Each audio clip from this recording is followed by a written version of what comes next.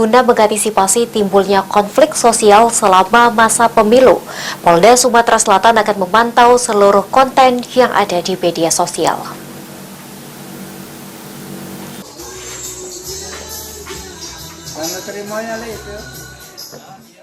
Pemantauan konten di media sosial yang dilakukan oleh Polda Sumsel dilakukan dengan patroli cyber, di mana akun medsos dengan pengikut yang tinggi akan terus dipantau oleh Polda Sumatera Selatan.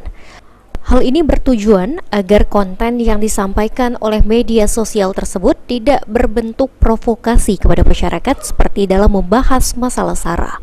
Menurut Wadir Intelkam Polda Sumatera Selatan, AKBP Dwi Mulyanto, jika ditemukan ada media sosial yang telah menyampaikan berita-berita yang memicu timbulnya konflik, maka dapat dikenakan dengan UU ITE.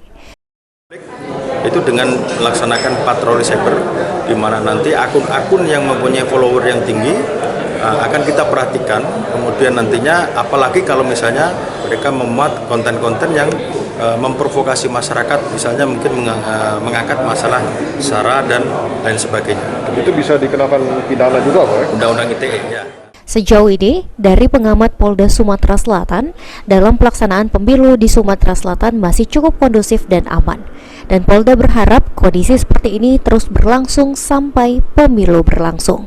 Firman Hidayat, PAL TV.